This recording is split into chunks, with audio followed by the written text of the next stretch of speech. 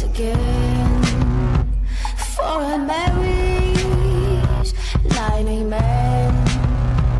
Don't you worry, it's gonna be alright. Sign the judge and jury, and we'll be up all night. You better check for pose.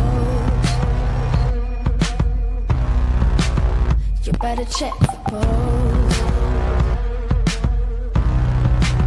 You better check for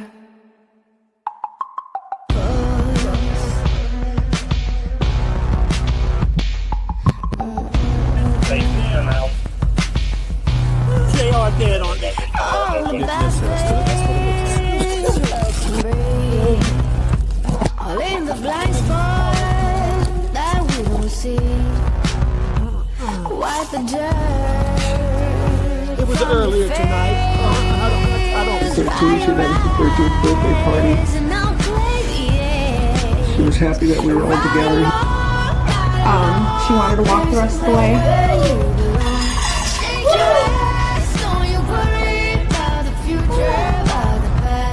You will hurt the ones that love you, and they will hurt you right back. Sing along, sing along. Our love is a heart attack. You better check the pulse.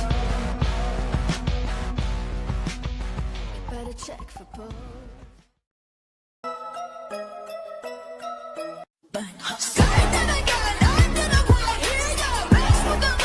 Welcome back to What's the Obsession True Crime. In this video, we are going to be talking about the so-called stalking scandal. True crime content creator Lauren from the channel Hidden True Crime has made public claims that this woman, Christina, has been stalking her. And really, y'all, you and I both know that is just the tip of the iceberg, and that is old news at this point because so much has happened in the story, what I call the Lauren Mathias Stalker Scandal shit show, since she first did her 9-hour live stream accusing Christina of stalking her. And it involves abuse of power. We're talking even law enforcement, fighting for control of power, what I believe to be pathological, very poor and frightening behavior, and even crimes. We're going to go over it all tonight. Thank you so much for joining. Can't wait to hear what you have to say about the Lauren Mathias Stalker Scandal shit show. Let's get into it. You freaky dog. I don't need to analyze. Every word that comes out is a lie. Make you look like you're so ice. You won't make it to the finish line. Talking about big cash, that's the minimum. I'm done with this trash. Talk to be critical. Show me your mental state before we get physical. Pour some water in your cup, let it drip, drip, drip. Now look straight into my eyes, then you sip, sip, sip. It's about time that you shine. Take off that beat so that we can have some fun. I see it when you walk my way. Nice big bed, come and play with me. Think it though. Got a whole lot of love from my dad. I see it when you walk my way. Nice big bed, come and play with me.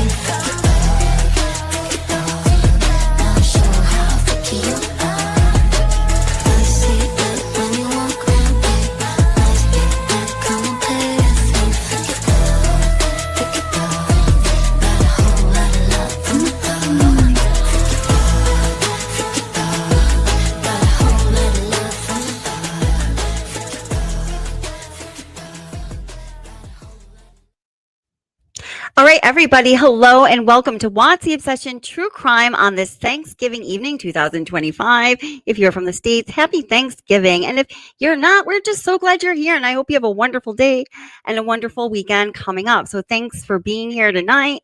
We are going to be talking about what I have termed the Lauren Mathias Stalker Scandal shit show, because seriously, how apropos is all of that? It just keeps getting messier. So welcome to everybody who is here again. I'm just going to give people a couple of minutes. We have a lot to talk about tonight. And as the title promises, so to speak, we do have some source confirmed information regarding What is at the center of this whole scandal? Why was Christina Mack ever accused publicly and very publicly of doing horrible things to Lauren Mathias and her family, of being her stalker, of having her rights taken away at CrimeCon, not being able to do what she wanted that weekend? When, I think it's pretty much a fact to say at this point, the woman did nothing. Why did all of that happen? Well, we actually have at least one answer for you. And again, it is source confirmed.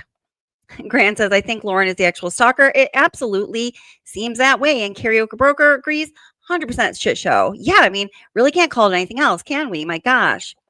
Oh my gosh. There's a lot of information that came out regarding this situation today. And I just want to say right now, as I try to say in the beginning of every live stream where we talked about this, I mean, we've done a handful of them. This is an important topic to talk about, not because on this channel we like to talk about the gossip between creators or channels or whatever on YouTube, because really we don't. I don't do that ever, what I just described. And even, jumping into the arena of discussing anything having to do with this situation was something that I had to consider very carefully, because I don't ever want to do something that's just being harmful to others or getting into the area of just pure gossip for the sake of gossip. I mean, that's all fine and good, but we're just not going to do it here, right? On this channel, we are getting down to the facts, to the heart of the matter. I am a behavioral therapist. We like to discuss interpersonal relationships, relationship dynamics, and how those dynamics of being a human being can, contribute to true crime situations and just, messy situations that happen that, if we don't keep them in check, can get out of control. And unfortunately, sometimes we see they turn into tragedies. I don't think this was ever one of those situations. If this 9-hour live streaming public declaration, very public declaration of this woman, Christina, being a stalker and doing horrible things to Matthias's family and she herself, this never would have been in the arena of discussion, in my opinion, at all, or wouldn't have been in the arena of, a bad situation that could, turn into something that's out of control, because it was really like a non-situation. It was a non-starter. Okay. So that is why we are talking about this in the first place. And let's see, I bet bold UC 7533. I'm so curious, and welcome. I'm so curious how many subscribers HTC has lost since the scandal started. Approximately 9,000 is my understanding. I think they started around 322,000. And I looked the other day, when did we have our last live stream? Monday night. And they were down to 313. So that is a substantial loss. That definitely is a substantial loss. Woo! How are you guys all doing? Awesome. Thanks for saying hello and letting us know where you're from. We love to check that out. Yeah. Okay. So let's get into it. 312 now. Thank you so much for that update. This normal odd home mom. Welcome. Oh, cute puppy. Is that a Springer Spaniel or a Cocker Spaniel? I always get them confused. Adorable though. Adorable dog. I understand that it's like an artistic image, but I love dogs. All right. Something that Jay for Justice on her channel Every Day with Jay shared with us today is, it's not shocking, but given everything that we know has happened, I guess what we can say is that the behavior that is exposed by, now learning what Jay for Justice shared with us, the behavior is shocking. Okay. Yeah. Let's say it like that. And hey, Ruth Ann, welcome. Thank you so much for letting me know that too. Yep. Lost another 1,000. Not good, man. Not good. But it's good because people are seeing what's going on and, a person's true colors. And that's always a really good thing, right? We don't want people to be fooled by one another and to be victims to manipulation and scandal and abuse. So that's a good thing in that regard. All right. I'm not going to say anything more about this. Let's just play it and we can react together. Okay. Let me put a 1 in chat if you've seen this. It's the copyright issue. The GPT and Elise 10 to Life copyright sitch. Put a 1 if you've already seen Jay's live or the clip she did. This is Lauren's latest video on his. Oh, I'm so sorry, guys. I left my good mic somewhere else. So I'm using my not favored mic. Please give me feedback about the audio. Don't think you're offending me or anything. I need it. Like if there's an echo or anything, let me know so I can adjust. Thank you so much. True crime. And the title is Teen Burglary Turns Deadly and Caught on Camera. Oh, but wait, you have to hit the thumbs up before I can tell you this. So we have this one, Teen Burglary Turns Deadly and Caught on Camera, Self-Defense or Ambush, the Elm Street Murders. Okay? Now, if you go back 2 years on Annie Elise, we have Unhinged, Secret Recordings, Taunting, and Murder, What Really Happened at the House Next Door. Now, you may on first glance say, what do these two videos have in common? Well, Jay put both transcripts into Chat GPT because they seem very, very similar when you listen. So what I'm going to do is I'm going to play a few minutes of Lauren, then I'm going to play a few minutes of Annie, and then we're going to look at what Chat GPT told me about these two transcripts. And it's important to note that Grayson actually worked for Annie Elise.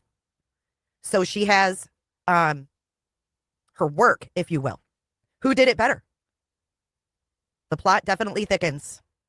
Okay, so let's listen to a couple of lines from Lauren. Here we go.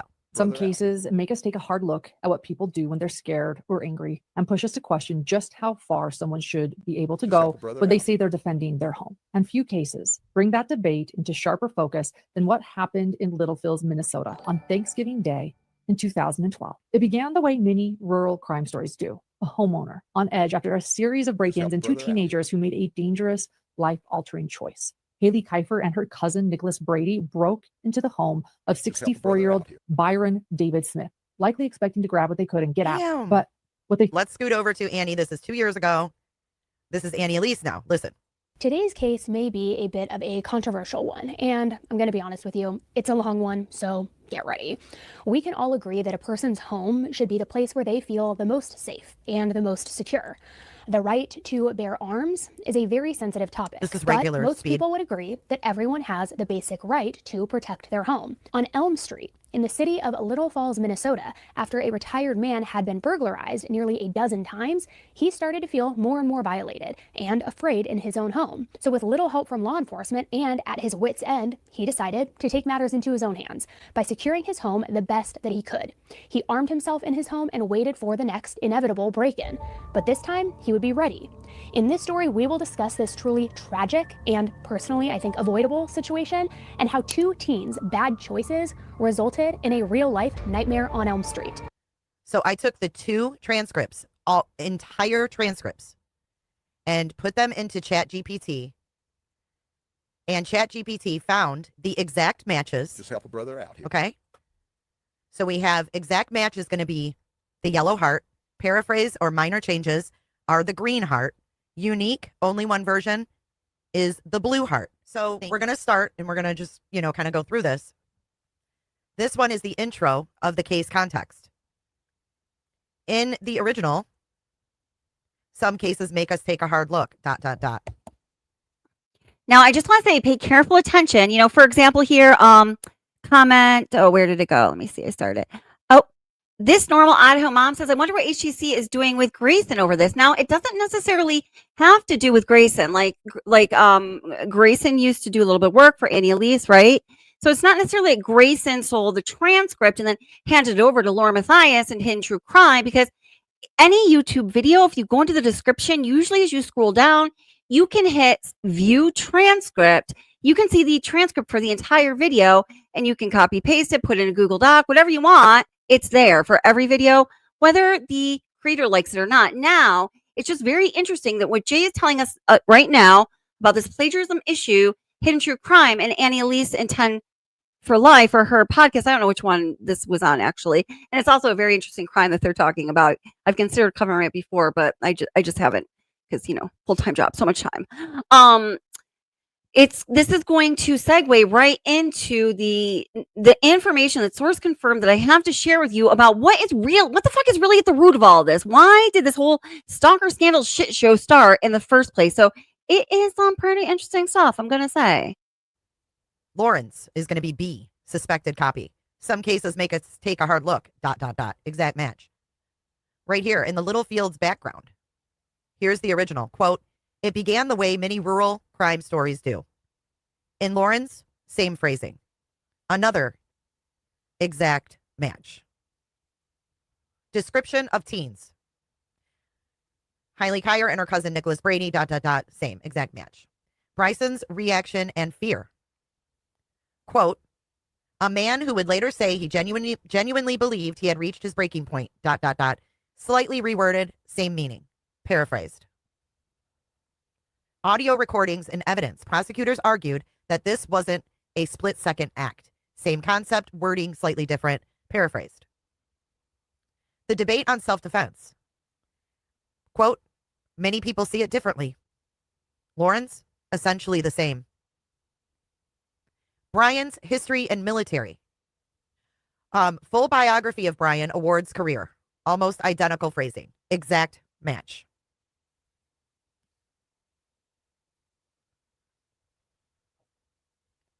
Byron's property and summer jobs.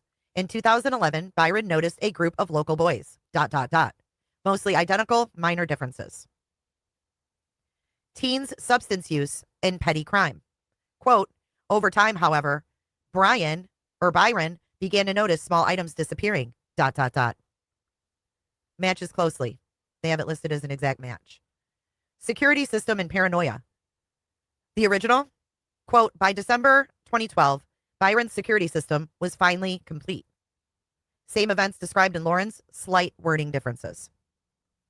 Thanksgiving Day events. Quote, around 12:30 p.m., Byron heard the unmistakable sound. Very close, minor rewording. Paraphrased. Aftermath and legal. Quote, in the original. After the discovery of the bodies in Byron Smith's basement, ... Mostly identical, exact match. The lawsuit and defamation portion. Quote, in the original, Byron Smith, now 77, has filed a civil defamation lawsuit. Same structure, small word changes. Paraphrase. Preliminary analysis. You ready for this? Roughly 50 to 60% of B is copied word for word from A. B is Lauren, A is Annie. 50 to 60% of this video, y'all. And not only that, 30 to 35% is lightly paraphrased, but clearly mirrors Annie's. Look how much is original. Only 5 to 10% appears unique or added in. So yes, B heavily relies on A, with small areas of paraphrasing and minor additions. Hoo-wee. Right? How many other of these scripts has she used that Grayson has possession of? Right? You messed up. Whoops. Okay, sorry. Once again, I just have to say that it is not necessarily an issue with Grayson. So we do have to be fair about that. As much as I'm starting to not love Grayson so much, you can download the entire transcript for any YouTube video or podcast that you want to. Anyone can, right in the description. And even for some reason it's being difficult and you can't do it, there are software extensions that you can do that on very easily. That's not a problem at all. Oh, hey, Excited Utterance. Thanks for coming over. Great live stream tonight. So guys, Excited Utterance here is one of the channels that has been covering this so amazingly. In fact, she's a channel I mentioned to you guys on Monday night, who the host here, who's from Australia, welcome, I'm so glad you're here, has spoken with Christina. Oh my God, I just had like a moment there. Christina. And Christina has entrusted her with some documents and some video images and such that were not yet made public. Like I believe, please do correct me if I'm wrong, I believe that the footage from Christina's Meta glasses was made available to us through Excited Utterance. So if you guys don't know that channel yet, definitely go subscribe, check it out. She is, talking about a lot of great stuff and very fairly. And I really like, I was just over to her channel earlier and people were talking about the copyright issue that I just shared with you. And she's very discriminating. And I really love this about that channel. So, I just don't want to talk about that yet. We want to see for ourselves. We're not totally sure, if ChatGPT gave an accurate report or whatever. So they definitely do their homework and you got to respect and love that, right? So, all right. So what we're talking about right here, is my audio okay, guys? Just making sure. Oh, yeah, my bubble's moving. So those of you that weren't here earlier, I'm not using my favorite mic. I left my favorite mic somewhere else, so I just get a little nervous about that. So sorry about that. Okay, so what we're talking about here with this copyright issue, and first of all, wait a minute, I've just got to say how ironic, because I do believe that that report that Jay for Justice on our channel Every Day with Jay just read out was accurate. And again, it yielded that between 5 and 10% of that episode that Lauren Mathias on True Crime did, only 5 to 10% of it was her own content. And I believe it was 60 to 70% of it was verbatim or nearly verbatim to Annie Elise's script on the same topic from her channel. I mean, guys, come on now. And like, Keith said earlier, yeah, but some of these cases, they're similar facts. Obviously, if you're covering it factually, hopefully, as most people are going to do, what you're saying might be very similar because you're describing the same circumstance, hopefully, right? But this goes beyond. I use, again, I'm a behavioral therapist. I work with teens. Before that, I was a special educator. I'm especially with some of the little love bugs I work with. We really have to, check in on like plagiarism issues and such at times. I do use Chat GPT for that. I use a more accurate. I have a more accurate program. I can run it through that. I'll do that, and I'll let Jay know first, and I'll let you guys know what the outcome of that was, because I have, Chat GPT. I just never know what's the source. Just artificial intelligence, okay, but I will run it through that. I promise you. And I find it to be, even when I do use the Chat GPT style of trying to confirm plagiarism or not, do I have to run it through the official checker? I find it to be extremely accurate. So I do believe that the data that we were told by Jay, 5-10% original content from Lauren, I do believe that's probably pretty damn accurate. So considering the fact that Lauren slapped Kresha of difficult research with that copyright strike, that we've discussed this over and over again on so many channels and so many platforms, it's total bullshit. And anybody who has a YouTube channel who has been struck or who has had the unfortunate experience of actually having to copyright strike someone else because they stole your material and they just won't budge about it, or maybe you don't even care if they budge. They stole it, so what? You're going to strike them. However people want to handle it is their choice. You know how the system works and you know what it's for. And it's very easy to see that that copyright strike was improper. Once again, it was a system that is in place to protect people that was abused by somebody who seems to like to abuse things to gain advantage for themselves. Just like, in my opinion, the opinion of many other people, Lauren Mathias abused the justice system to do something very cruel, unfair, and unjust to Christina Mack, who really was an innocent person. She had some friendship issue with, and that was about all. I think that issue can now be put to bed. So what are we going to be talking about tonight? What is the information that I have to share that hasn't already been discussed a million different times? So what's the tea? Allegedly, the story Annie Elise of 10 to Life told on the show Juicy Scoop.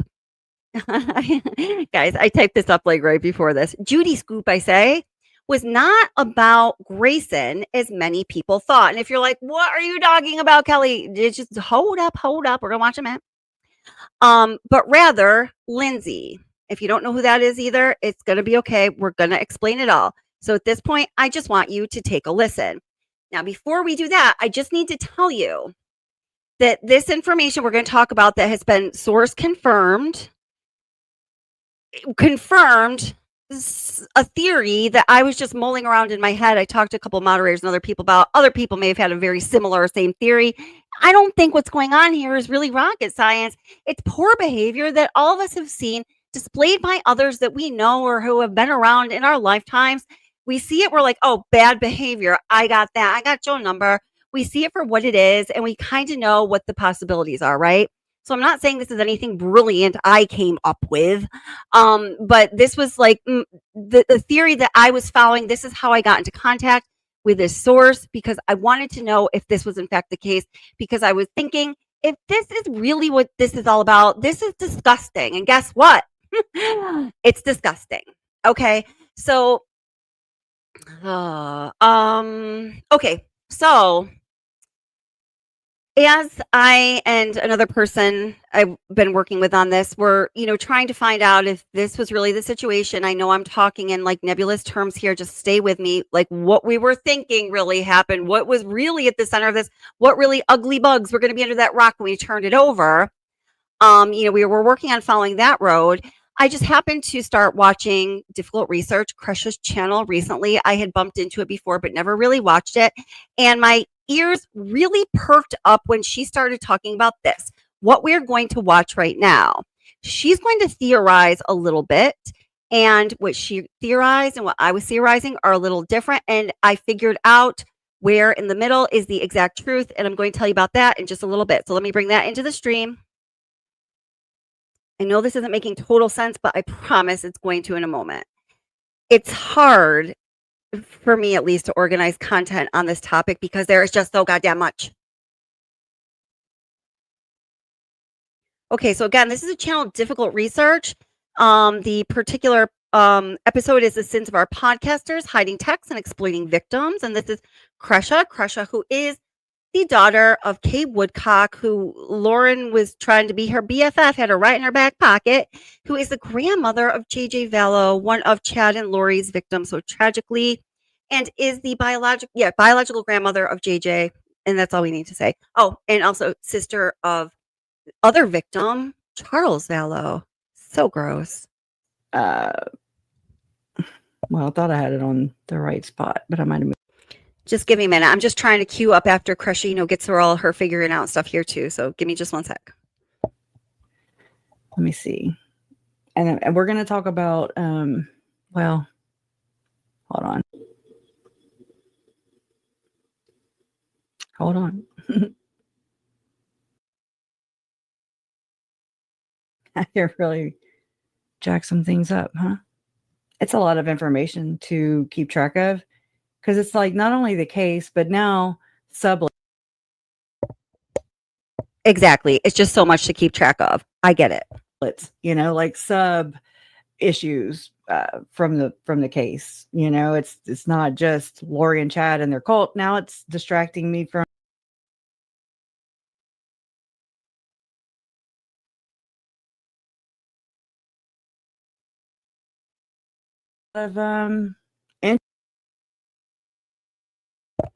I'm so sorry. I hadn't even shared that yet, had I? Okay.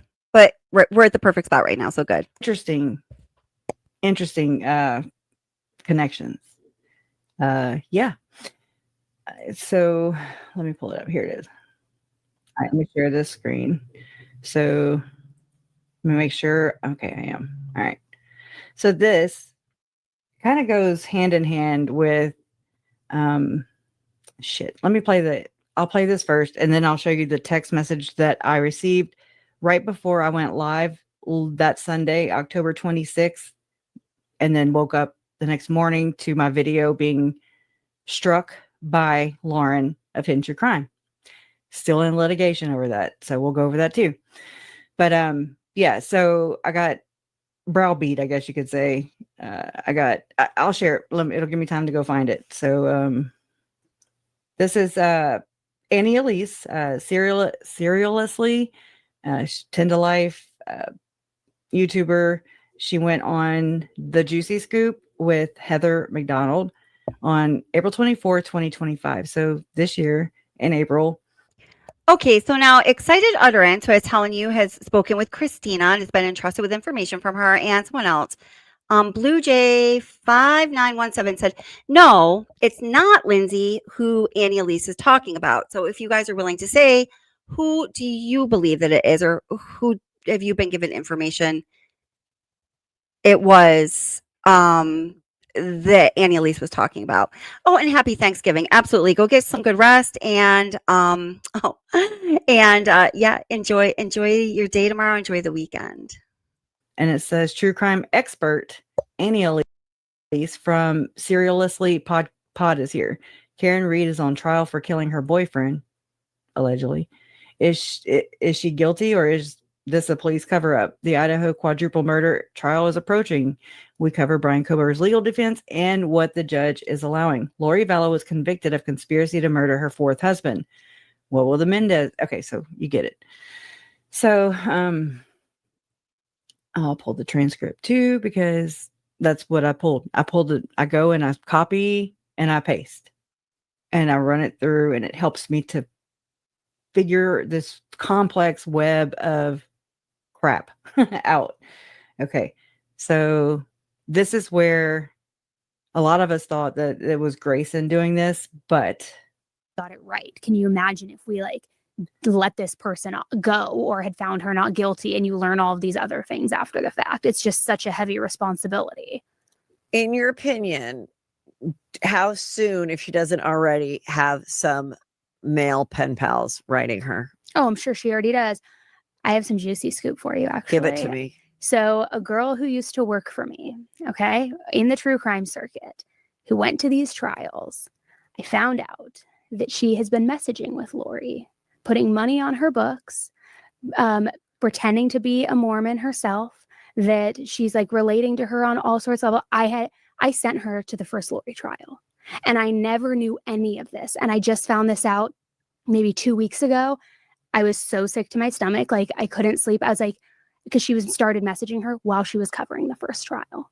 And so I don't know if it was like she was fangirling over her or became so fixated she didn't realize like this is real life. She's not a celebrity, because you know how people are like obsessed with Chris Watson stuff too, right? But full on started like a pen pal relationship with her. So wait, this girl was working for you like with research and stuff, and so how had you already let her go before you found this out? She left. Yeah, she left and works with another with a different news company. Okay.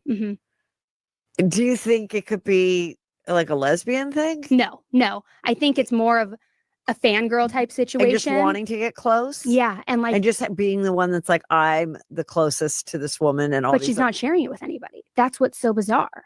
She never told me that they were in contact. And this started while she was still working for me. So how do you message someone? They have prison portals where it's almost like email. Oh, but not to your knowledge, has she gone to visit in person? Not to my knowledge. And then she gives her money for like the noodles or whatever. Yeah. Oh my God. And like created a whole fictitious backstory of her own upbringing. She's not Mormon. She said she like did all of this research trying to relate. Connect, yeah. And just bizarre. So bizarre. And she was at this trial covering it too for the new company that she works for. Crazy. Which I'm like, do you have any integrity? Like, no. And yeah, it goes so beyond that too, because she has advocated to be an ally for the two kids, that she has talked with some of the the family members, Kay and Larry, and the grandparents of the grandparents. Boy. Yes. Sorry. I think I said survivors. Meanwhile, she's messaging Lori and befriending her. It's so sick. It makes me sick. I do think there's a lot of fangirling, with it. Why women, marry the Menendez brothers and things like that. Okay, where do you land on the Menendez? Where are we now? Right. The Menendez brothers and resentencing hearings and all of this. So I believe they had a hearing last week, and now the next one is pushed to May. Okay, hush. So I'm going to go back to that other report that I had pulled up. Too many. Okay, and we're just going to kind of walk through this, okay? So I was like, pinpoint what Annie Elise is implying in this excerpt. If Annie Elise calls her friend who reports on these trials Lauren Mathias, then what is Annie implying was told to her by Lauren? Because it's a little hairy. Okay. And so it's the interview, and it says, in your opinion, how soon until she gets some male pen pals writing her? Oh, I'm sure she already does. I have some juicy scoop for you. All right, give it to me. So again, you just heard all that. I'm not going to read all that again. Okay.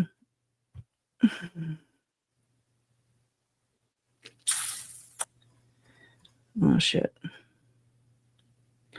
So this is a much more complex and specific interpretation of the events. Oh, shit. Where's my stuff? this is not right. It's like I have two different documents or something. Okay, so now what Crush is doing right now is she is telling us she's reading some notes she took or something like that. That are her reflections on what this story is really about, and it's important that we hear that. So I'm going to play this through. All right, and so some of you seem like you know, or you think you know. You probably do know. I think you do know what you're talking about here. So my question to you is, who do you think that Annie Elise was talking about there? Because this is what the central theme of this whole thing is. So, and I'm actually texting with my source who's been verified and should well know right now to make sure we got everything clear here, but I'm pretty sure we do. Something. Oh, okay. I see. All right. My bad. It's this one. Allegedly. All right. So we're going to go with like the initial analysis of what that was, that transcript that Annie Elise just shared. And it was a lot of vague language. So based on the premise of my question, Annie Elise is implying that Lauren Mathias told her absolutely nothing about this. So I'm like, what the hell? The core of Annie's juicy scoop and her feeling of betrayal is that the entire pen pal relationship was a secret. She explicitly states, she never told me that they were in contact. Quote, I just found this out maybe 2 weeks ago, unquote. The implication is that the information was discovered through a third party or a leak, not from Lauren herself, right? The secrecy is a central part of Annie's grievance. So I asked another question. What Annie Elise is implying about Lauren. Assuming the girl is Lauren Mathias, Annie Elise is using this anecdote to imply that Lauren is deeply unethical. See, I don't understand the logic behind this either. I'm trying. She claims Lauren began this pen pal relationship while she was employed by Annie. So I know that's not right, you know. So that would be, we'll get there. But this is the initial response. Employed by Annie to cover the first trial of Lori's, which is a massive journalistic commentary conflict of interest. Keep that in mind. Two-faced and deceptive. This is the main charge. Annie is incensed that Lauren would advocate, except it's not Lauren. Just know that. It's really Lindsay is who they're shaming. She's shaming. Would advocate to be an ally for the victims and interact with the victims' grandparents, Kay and Larry, and me. Meanwhile, she's messaging Lori and befriending her. Annie calls this so sick. Manipulative. She implies Lauren, quote, created a whole fictitious backstory, unquote, quote, pretending to be a Mormon, unquote, and quote, did all this research trying to relate, unquote. Also keep that in mind. All this research just to get close to Lori. And obsessed and fangirling. Annie dismisses the idea of a romantic relationship or quote unquote lesbian thing and instead diagnoses the behavior as a bizarre fixation, comparing it to people obsessed with Chris Watts. Mad words. She implies Lindsay is a fan. And with that, I'd like to say welcome to Watts the Obsession, but not obsessed with Chris Watts and the way she's talking about like fangirl Chris Watts, because we sure are not that here. I promise you that. Girl who doesn't see Lori as a real life murderer, but as a celebrity. This is a whole fucking problem, not just in this case. We're looking at you, Gypsy. Financially supporting a murderer. She notes that Lauren was putting money on her books for noodles or whatever, actively providing material support. But then I gave it a little more context because of what my source told me and that I shared my last live stream, not with allegedly innocent, but with Stephanie. So I think it was Thursday. At the very end of my live, I read my source's statement, cleaned it up, removed any kind of personal giveaways. You know, I didn't want to out my source at all. And it's pretty sick. So with what my source said, I kind of filled in some of the context to kind of figure out what's being said here. Okay. And so it came back with, this is a much more complex and specific, interpretation of the events. You are correct to pivot based on your new information. The quote, girl who used to work for me that Annie Elise is describing is not Lauren Mathias. No. Instead, you are suggesting this person is Lindsay, and Lauren's role in the story is as the different news company that hired Lindsay after she left Annie. If we accept this premise, here is what Annie Elise is implying. So wait a minute. So I just want to clarify a few things. Okay. So and that was a really great question, Ancient Teapot. I just went and checked the Juicy Scoop interview with Annie Elise. The date of that was April 24th, 2025. So this is important because Annie Elise references some current trials going on, some trials that were going on, some trials that are going on, Now, it also references this person that Annie Elise is talking about working for a different news company. Now, let's just say if we were talking about Lindsay did work for Lauren Mathias in True Crime, and then she went on to Ashley Banfield, right? So it could be either of those, but let's consider when the date of this interview was. April 24th, 2025. So when Lauren and Lindsay had the break with each other, when Lindsay was no longer working for Lauren, and we're going to listen to some of Lauren's own words on that. You know what? Hold up. We're going to switch up a little bit. We're going to come back to this because let's listen to what Lauren herself has to say so we can understand what makes the most sense. And then I'm going to tell you what the source confirmation is. That I just got confirmation from the source confirmation that it's confirmed. Woo-hoo! All right, just give me 1 second here.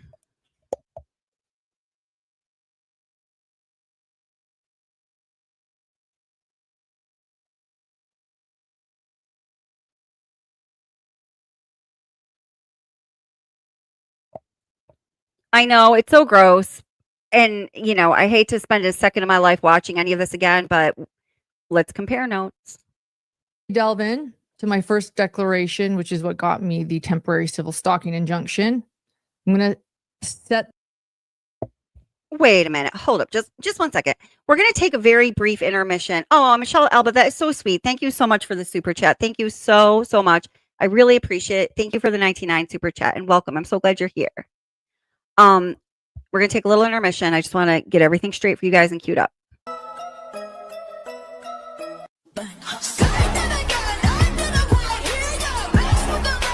Welcome back to What's the Obsession True Crime. In this video, we are going to be talking about the so-called stalking scandal. True crime content creator Lauren from the channel Hidden True Crime has made public claims that this woman, Christina, has been stalking her. And really, y'all, you and I both know that is just the tip of the iceberg, and that is old news at this point because so much has happened in the story, what I call the Lauren Mathias stalker scandal shit show, since she first did her 9-hour live stream accusing Christina of stalking her, and it involves abuse of power. We're talking even law enforcement, fighting for control of power, what I believe to be pathological, very poor and frightening behavior, and even crimes. We're going to go over it all tonight. Thank you so much for joining. Can't wait to hear what you have to say about the Lauren Mathias stalker scandal shit show. Let's get into it. You freaky dog. I don't need to analyze every word that comes out is a lie. Make it look like you're so ice. You won't make it through the finish line. Talking about big cash, that's the minimum. I'm done with this trash. Talk to be critical. Show me your mental state before we get physical.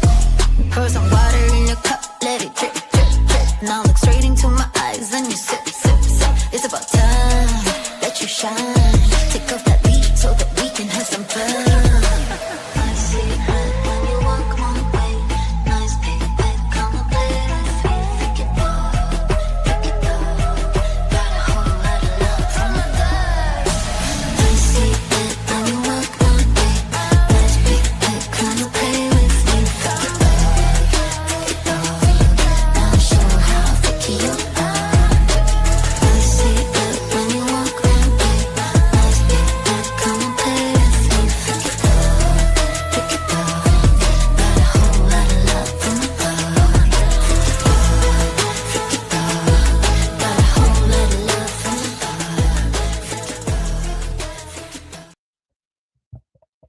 Okay, awesome. All right. So, let's see what's going on here. Oh, ladies and gentlemen, we have a troll in the house. So, if you're going to collab with Seeking the Truth with Dave, the former YouTube channel, I think you may be called a CW fangirl. So many people have been asking me if I'm going to collaborate with the former YouTube channel known as Seeking the Truth with Dave, who is now exclusively on Rumble, because he got kicked off for his very bad behavior. And I've been like, where the frick is this coming from? But I think we found our source.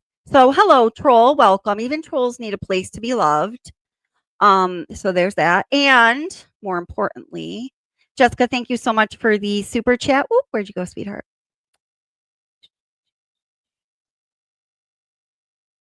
Jessica, thank you so much for the $3.99 super sticker. I really appreciate you. And Claudia, thank you so much as well. I appreciate you guys. And also again,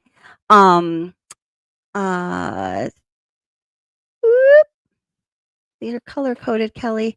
Thank you very much to Michelle Alba. I really appreciate you guys. Thank you so much for supporting the channel. Okay, so let's go back to this. I got everything queued up for you guys. The stage and give you guys a bit of a timeline. Please do. Let's just explain a few things that matter. As many of you know that are my hidden gems, I call this setting the stage. Let's set the stage before getting into all these documents. And that takes us to April of 2024. I also want to point something out. I am not going to use my stalker's name during this video.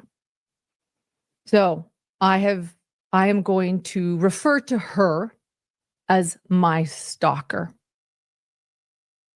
I'm sorry, I kept that part in there because I just want us to see the anger and the disgust and the contempt that Lauren is clearly expressing for her, who she was calling her stalker. I'm not even calling her the alleged stalker anymore. Christina, the victim of her behavior.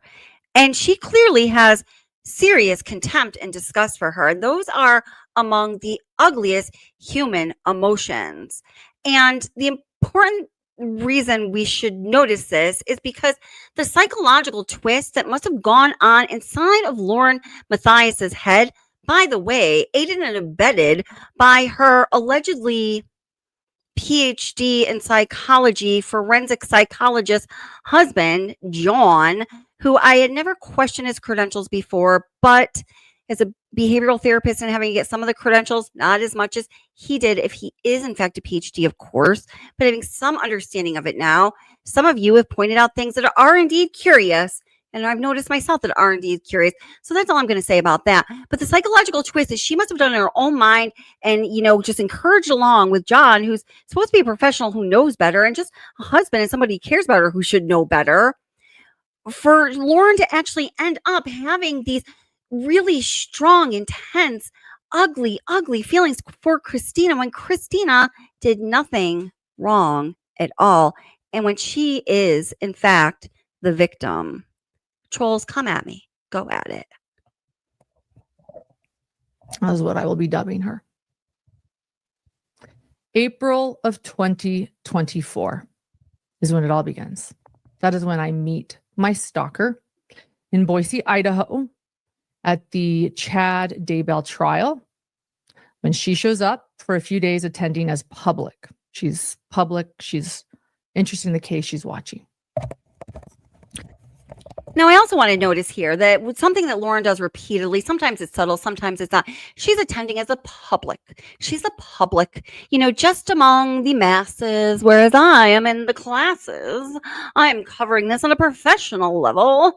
She constantly is couching and positioning people relative to her as being lower than her and she above them. It's just really disgusting behavior.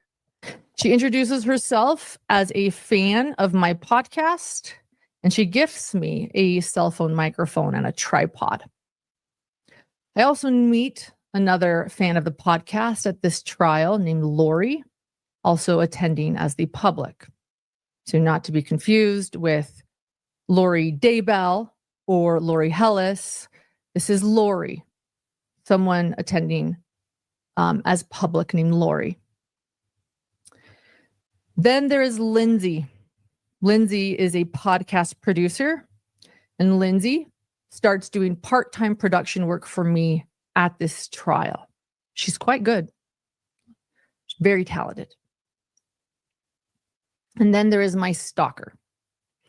And my stalker also befriends Lindsay and Lori.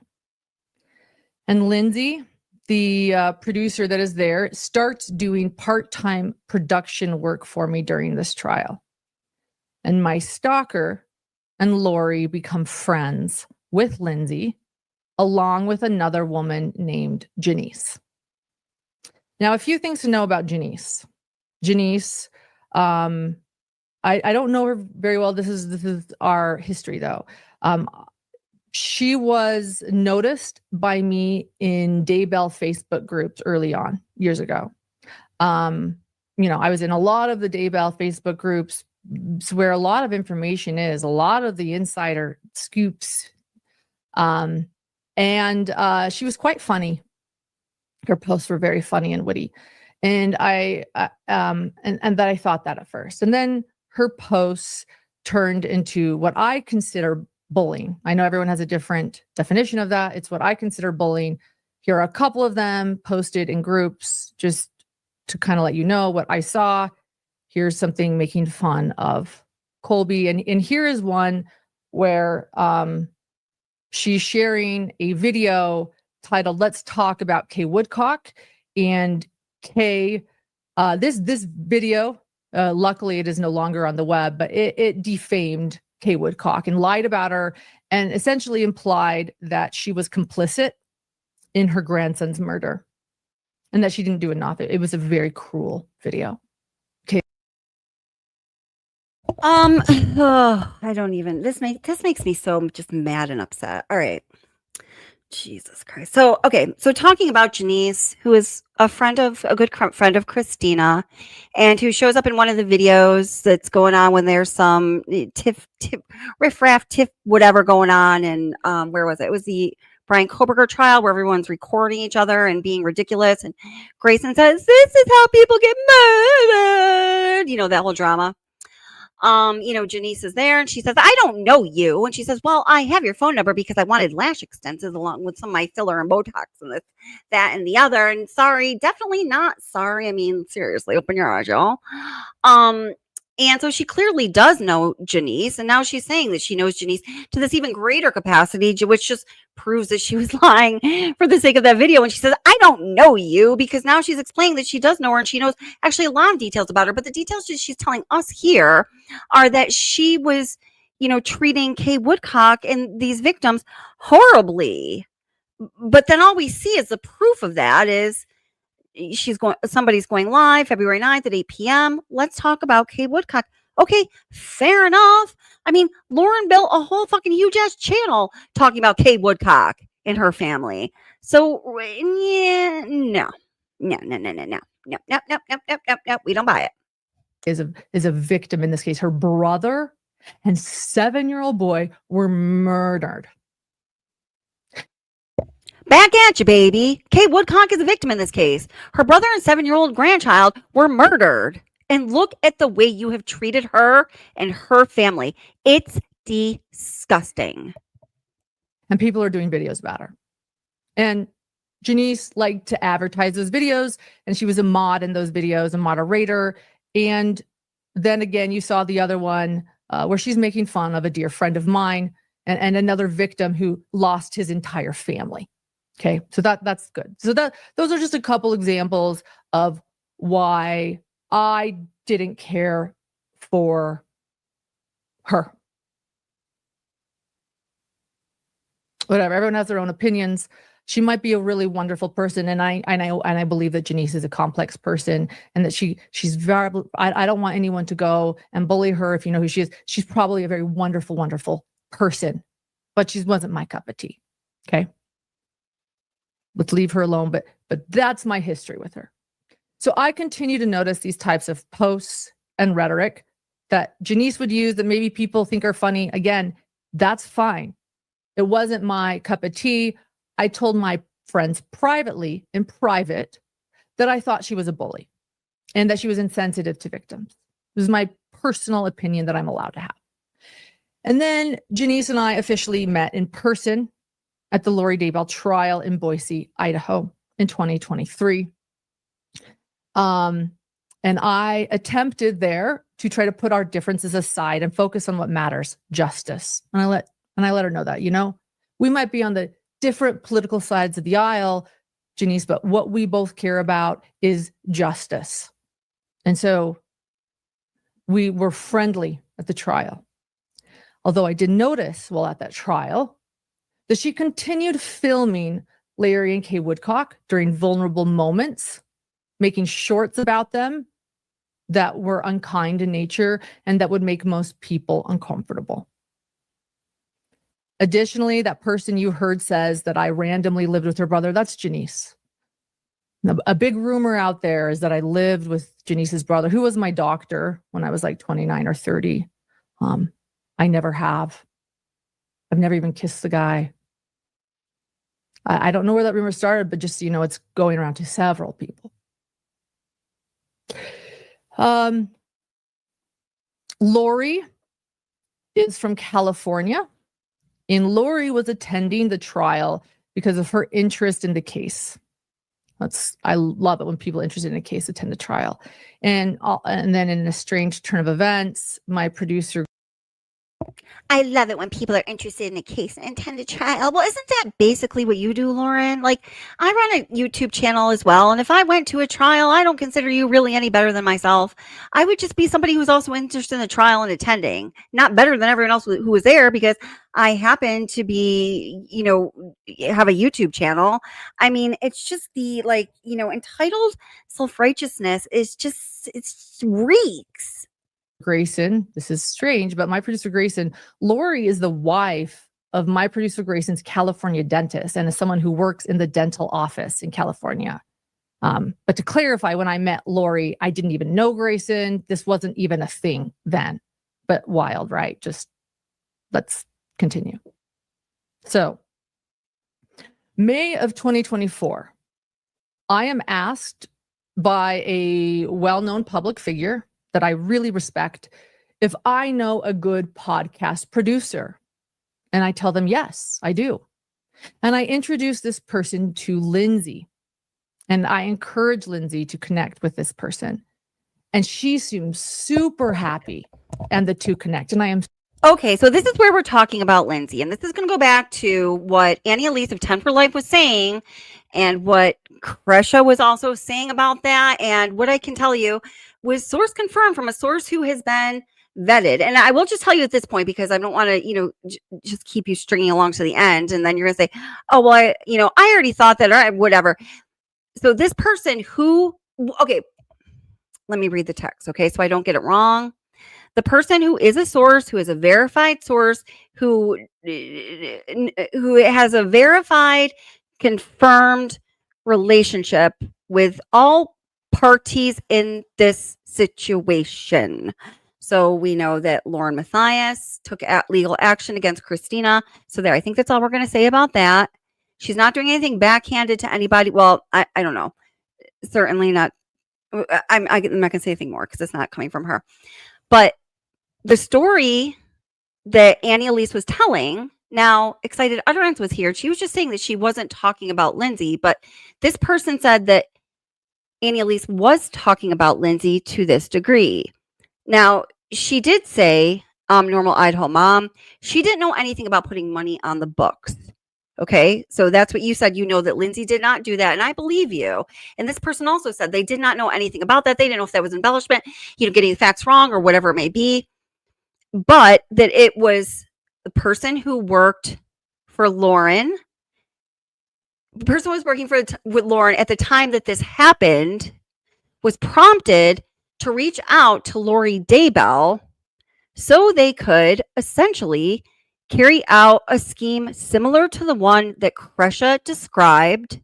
Now, what Kresha described was to get an exclusive interview with Lori Vallow Daybell and for her son, Cody, to be okay with it because they would tell Lori that the proceeds or any money made from that video would go to him. Now, this person doesn't know all of the details about that, but they do know that Lauren had this backhanded plan that she had said she had spoken to more people about it than just one or two.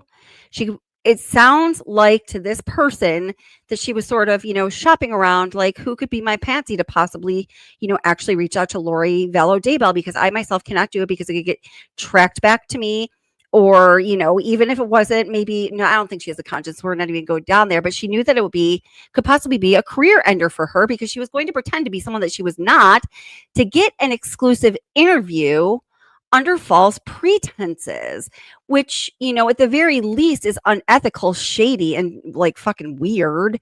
And at the very most, I mean, it could go into a legal realm depending on a number of things, but it didn't necessarily have to. But anyway, it's just really poor behavior, right? And then I'm going to talk about the rest having to do with Cody after we continue to watch this a little bit. But right now, what I'm trying to decipher is when exactly, and maybe some of you in the chat know this, when did Lindsay and Lauren stop working with each other? I want you to listen very carefully to how Lauren describes Lindsay's job responsibilities while she was a general contractor with her in Hidden True Crime, what the area of conflict was, and well, just continue to listen here. Guys, it's just so much.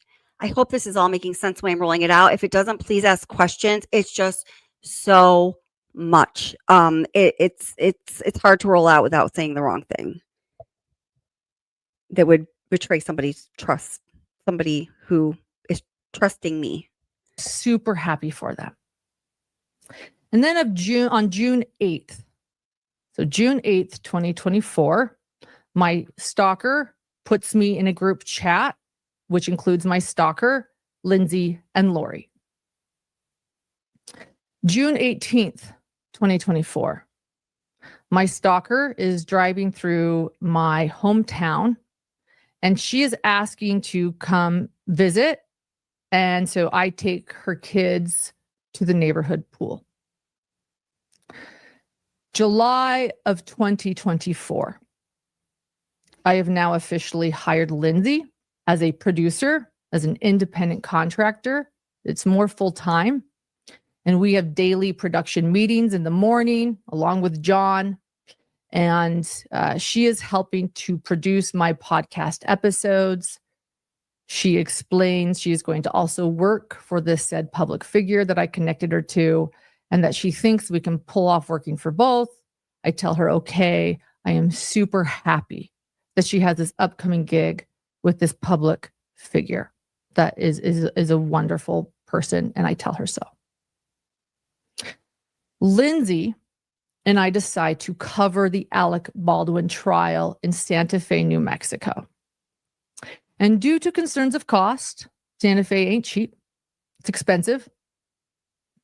Lindsay recruits my stalker and Lori to share an Airbnb with us to help keep down the costs. And then I tell John this, and he's reassured. I say, look, we've got a couple of trial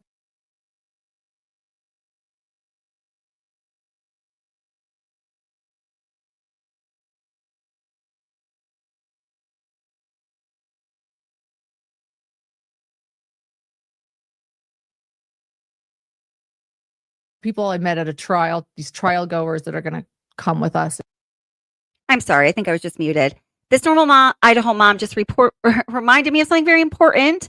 Lori's son is named Colby, not Cody, and I misspoke there. Thank you so much for correcting me on that. That's really super important. Thank you, Colby. And help to keep down the cost of this larger Airbnb in Santa Fe. July 10th, 2024, in the morning of July 10th, 2024. July 10th was a big day.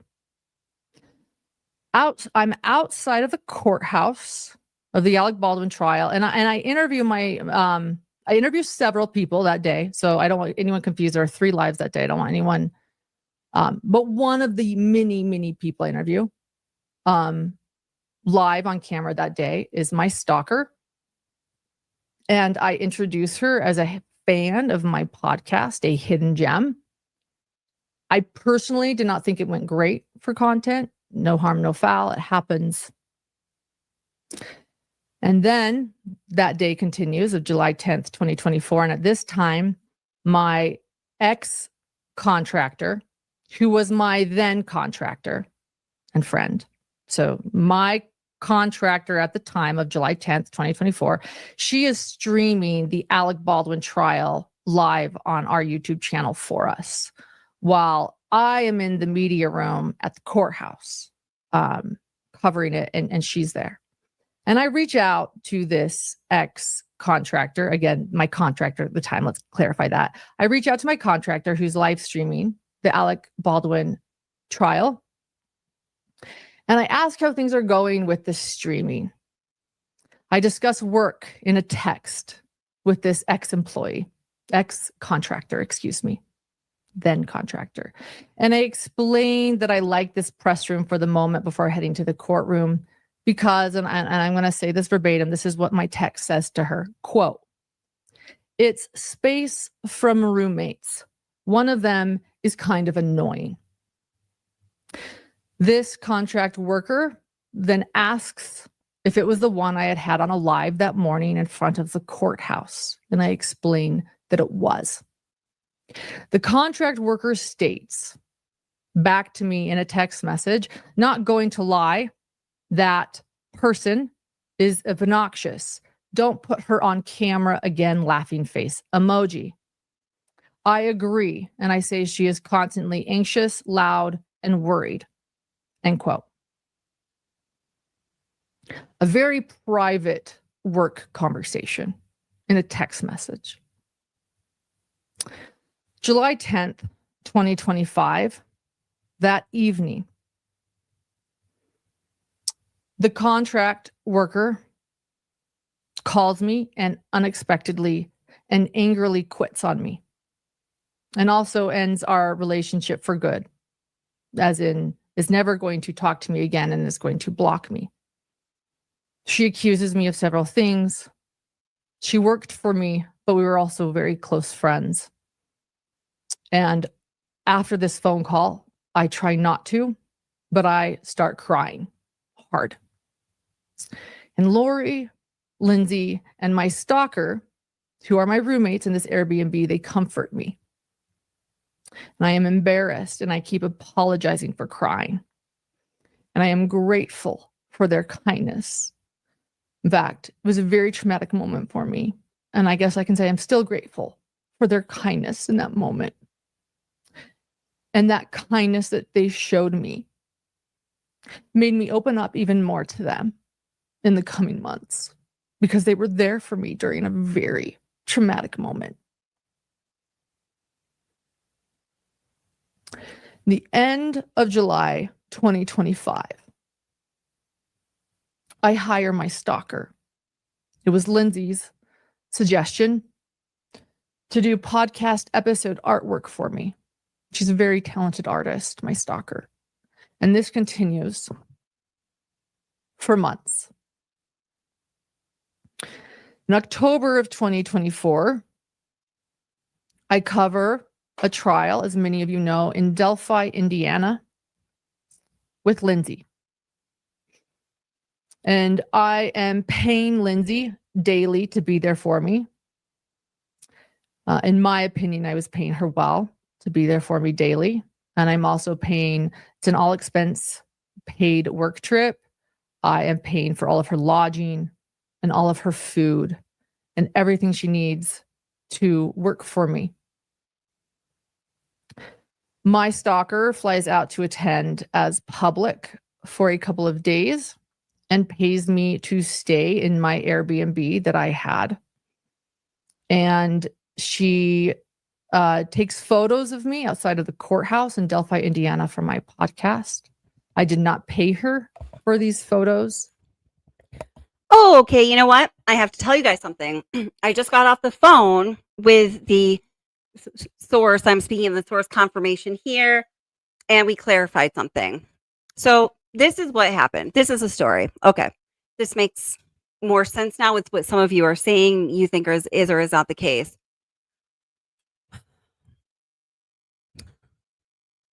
Allegedly, according to this person who has been verified, who is a source, who is has a relationship with all parties involved. Nevertheless, we must say allegedly, right? The story that Annie Elise relayed on Juicy Scoop, and we're going to listen to it again, was told to Annie Elise by dun dun dun Lauren Mathias herself. And it is not because Lindsay or anybody else that worked for Lauren actually did reach out to Lori or put money on Lori's books, but it is because, and we're going to recognize a pattern right now. This all makes perfect sense to me. It is because Lauren knew, of course, that she had this idea to get in Lori Vallow Daybell's back pocket to get that exclusive interview with her. And her son Colby does come in the situation, but I'm not sure if I want to talk about that yet because he is a true victim. I don't know. We're going to just skip over that part as far as Annie Elise's story goes. And that part isn't so clear anyway. So you're not missing anything big. But Lauren wanted to get ahead of something that might come out because she knew that she had this plan to get in Lori Vallow Daybell's back pocket to get an exclusive interview with her for her benefit, for Hidden True Crime, obviously, to, make the podcast more popular, to make more money, to be more successful. Me, I, as you guys are saying here in chat. And welcome, Justice A. Druzy. It's always great to see you. So Lindsay is one of the people that Lauren pitched that to. And is one of the people that Lauren knew firsthand about her bad behavior and her really fucked up idea to have somebody contact Lori Vallow under this auspice of, being a Mormon, of connecting with her however she could, all the ways that we know you connect with other people, having commonalities, asking her about things that might be important to her, near and dear to her heart, like, her supposed faith obviously is, and kind of the weird twist even that her faith took with Chad Daybell that, played a part in this horrible tragedy that happened to Telly Charles and JJ. As she was parting ways with Lauren, and I'm talking about Lindsay now, and she was going to go on to Ashley Banfield, and it was apparent to Lauren that they were parting ways. She didn't want that now loose cannon relationship, as she perceived it with Lindsay, to be a liability for her. Like, oh, fuck.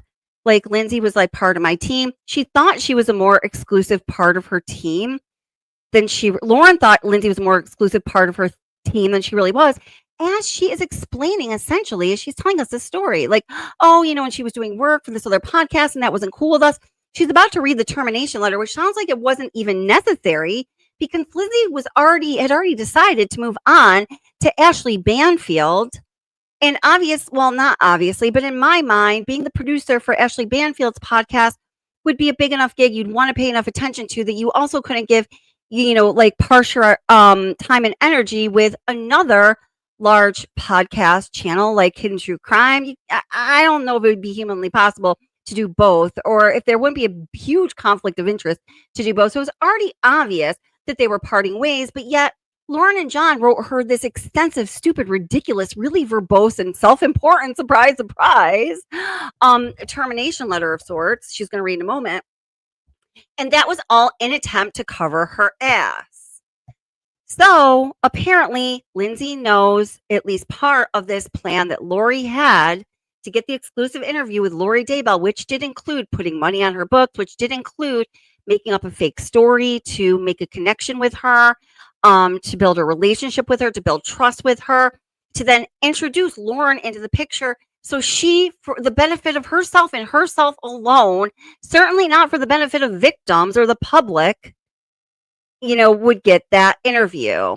And that's where Annie Elise's story comes from. And now as we listen to it again, I think that is all going to make perfect sense. And yes, the source said that I got it perfect that time. So that is the story. And what do you think of that? It's an additional free gift for me. I buy her dinner. I confide in Lindsay, admittedly, that it is harder to work when my stalker is around. She seems kind and is very generous, but it's just a lot. And after my stalker flies home, I temporarily go home as well for Halloween because I need to trick or treat with my little boy. But I do decide that I need to go back to Delphi, Indiana. While I am gone, Grayson, who you guys now know as my producer, Grayson, takes notes for me in the courthouse while I'm gone. She does an incredible job, a hell of a job. Couldn't have done them better myself. I didn't do them as good as she did them those 2 days that I was gone. And I begin paying Grayson for freelance work, including those notes. I then, back in Delphi, I start noticing a lot of red flags. And these are red flags for me. They might not affect everyone. Some people might not think the red flags. Other people think maybe I misinterpreted them. It doesn't matter. These are red flags that affected me and concerned me and the way that I work and the way I function. One of them was that Lindsay wanted Grayson to stay in a separate Airbnb than the one I had with plenty of room. And Grayson was working for me. She was young. She was alone. And I was paying for the lodging. And that was a concern to me. I suggested maybe the Lindsay get her own hotel if she needed space, and that upset her too. I just couldn't figure this out. It was a dynamic that was hard for everyone.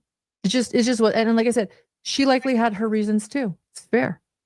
But I had my reasons, and this was becoming uncomfortable for me. Another thing I learned that Lindsay did was take my phone, and without my permission, she logs into YouTube Studio and learns how much I am making that month. And she shares this with Grayson. Something else that made me uncomfortable. And there were a few other things. Oh, that happens to be something else I talked about with this person who said that's unequivocally not true. That Lindsay busted into her back studio or whatever. There's a whole story about that, but it could go into some legal issues. So I'll let someone else tell it to you. I don't want to get involved in any of that, but I'm sure you already knew that. I probably didn't even need to pipe in here. Things. Lindsay is also working for another creator. Okay, so this is the important part to pay attention to, and this is why Lauren felt it necessary to go, in my opinion, defame Lindsay to another large true crime creator. I mean, perhaps Lindsay could take some action on this. And we would say, you go, girl. Oh, and by the way, who is the person that received the first that we know of cease and desist from Lauren Mathias? Who was it for the $25,000 question? It was Lindsay. Wonder why that was. While I am paying for her to be there working for me full time, and I'm paying all of her expenses, and she is passing off material that I had requested her to collect to other creators to be used for other shows. These were things that made me uncomfortable. I'm not even teach their own. Maybe there's a misunderstanding. Doesn't matter. They were things that made me uncomfortable. There were other red flags for me, personal red flags. Once we are back from Delphi, I decide to terminate things with Lindsay after the Delphi trial ended. I ended things very nicely and respectfully. She's very talented. Okay, so this is also a total bullshit story because Lindsay had already decided to go to Ashley Banfield, as we had just discussed. But what I need to see here is, when did the Delphi trial coverage end? Which, by the way, I'm also looking at. This is the first thing that brought up red flags for me, for John, was his whole, impression of Richard Allen in the Delphi trial and how things went down with the interviews in the jail and stuff. There was so much unethical shit going on. You obviously do not need to have any kind of degree in a field of psychology to see that. And he did not defend that at all. In fact, he said the opposite. And it's hard for me to understand how anyone with a brain could say what he said, especially somebody who is a professional in the field of psychology, specifically in forensic psychology. That ain't make no sense to me. So yeah, we're going to have to follow up on that. I know a lot of people are trying to, but okay. So the, let's see, trial dates. Okay. So, well, The trial was definitely still going on in April of 2025. So it ended right in the beginning of May 2025. Yeah. And that was exactly at the time. That was exactly at the time when Lindsay decided she was going to be leaving Hidden True Crime to go work for Ashley Banfield. Okay. What is the date of Annie Elise's podcast? Oh, I would have made a little timeline for you guys with this if I thought of to look all this up before. But I just got this source confirmation today. So sorry, I'm not unprepared. I'm just trying to process a lot with you guys all at once. Annie Elise's, the date of that podcast, at the production date at least, was April 24th, 2025. It probably was the date of the interview, I would imagine, or just the day after. It was not like a high production situation. I mean, Juicy Scoop is great, but they can get it out, right? They can flip it. Okay, so the Delphi trial ended in the very beginning of May 2025. The interview with Annie Elise was April 24th, 2025. It was as a Delphi trial was starting, from my understanding. Source, if you can confirm this, let me know. When Lindsay got the opportunity to work with Ashley Banfield, it was certainly by the end of that. Is this correct? Yes, it is. She says that she had decided to go work with Ashley Banfield. So this is Lauren covering her ass. So listen to the letter that they wrote her as she was leaving, even though it was not necessary because she was leaving them. But she has to get in front of everything and gaslight everybody, all for her own selfish, gluttonous, greedy fucking reasons. This is gross behavior. And I realized that I needed someone exclusive.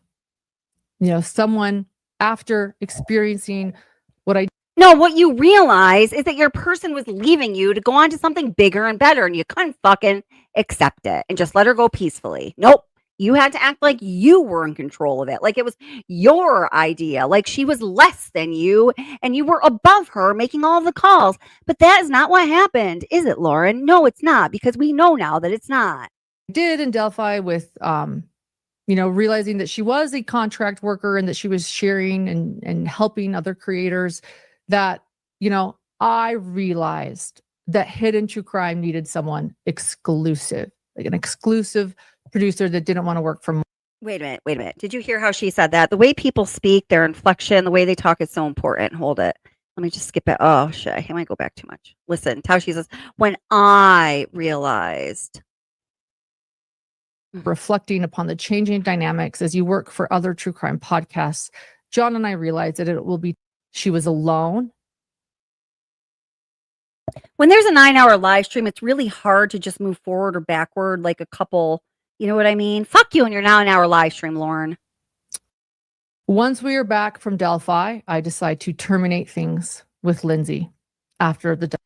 I decide. Nope. Liar, pants on fire. And John doesn't wear any pants.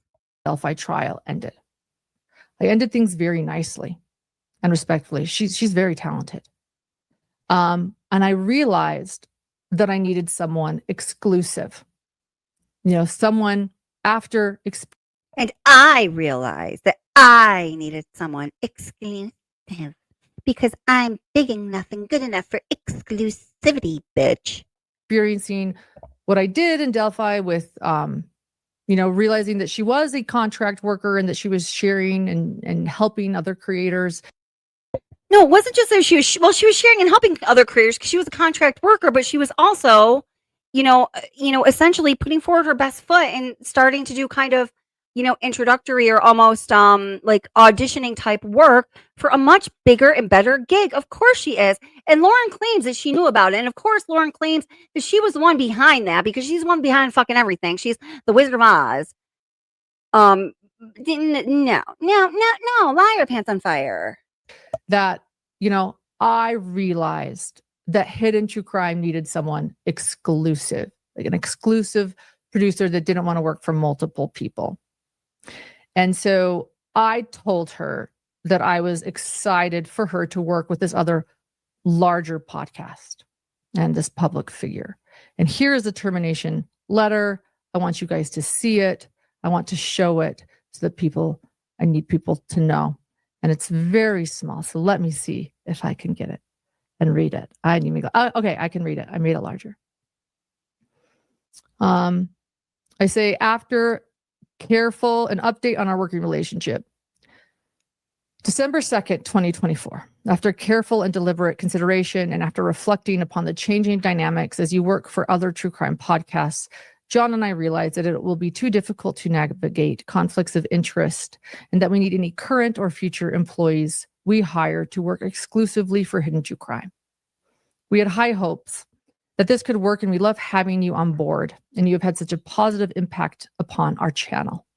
We feel incredibly lucky that we are recipients of your work during a transitional period of career where you have had so many options in the true crime arena. We are particularly impressed with your move into such an important role working for Redacted. Yet, as we have been reflecting upon the complexities of sharing a producer, we have come to a difficult but clear realization that in this true crime space, any producer's HTC hires will need to work exclusively for Hidden True Crime to avoid issues around privacy, sharing content, and information across channels or podcasts, which greatly concerns us. As I have always stated, your desire to work with Redacted is an incredible opportunity that you should take advantage of. And we are thrilled for your exceptional talents being recognized with such a major talent. Your absence undoubtedly will create a much bigger workload for us once again, which we do not look forward to. So we know that your efforts will be sorely missed. And we know, however, that the growth and experience you'll receive will be unique and provide a rare opportunity for you. I'm proud of you for this opportunity. Go show them how amazing you are. I'm sure we will see you on the Apple podcast charts very soon, and that we hope our friendship and true crime combos can continue. And who knows, if we're lucky, maybe we'll be collaborating later together in the future once the opportunity presents itself. Always my best, Lauren. You know, how fucking ridiculous, superfluous, not necessary, bullshitty, extra, and self-righteous is it for them to write that extremely verbose and self-righteous letter to see Lindsay on her way out when she already fucking told him she was gone. And they knew damn well she was moving on to something bigger and better. I mean, these people are fucking... I'm going to go back to Kesha's live stream. I definitely want us to hear... Well, do I want to go? I definitely want us to hear Annie Elise's explanation again of that whole situation now that we know a lot more about the details. I actually haven't listened to this again since I got it straight for real, since I just got that clarification. So this she'll be fun. All right. We'll do this together. Quote lesbian thing, and instead diagnoses the behavior as bizarre, as a bizarre bit and hidden true crime. Okay, all right, ready? Whoops. Go. People need to be exposed. Like, oopsie, did I already hold up? Wait a minute. Hold up, wait a minute. Oh wait, here it is again. Okay, I think. Okay, and my source kind of puts the context. Now, Krisha is saying something very similar to what we're talking about now that I just had confirmed by a source, and she refers to somebody as being her source. Okay, I know this feels kind of stupid after a while, but you can understand with all of the legal accusations and charges and stuff that Lauren is willing to throw around at people, people do not want to be named. Okay, I normally don't like to say source without giving you some more detail than that, but really I would almost feel irresponsible doing that, even if this person was like, okay, but they're not like, this is okay, because they see reality for what it is. The source that Krisha is referring to and the person that I'm speaking to right now, I'm texting with right now, they are not the same people. She did confirm that. She said she's never spoken to Krisha. Behind what I was sharing with you earlier about Annie Elise, let's watch that again with what we just found out, actually. Hopefully, yeah, I still have it up. So let's back that up.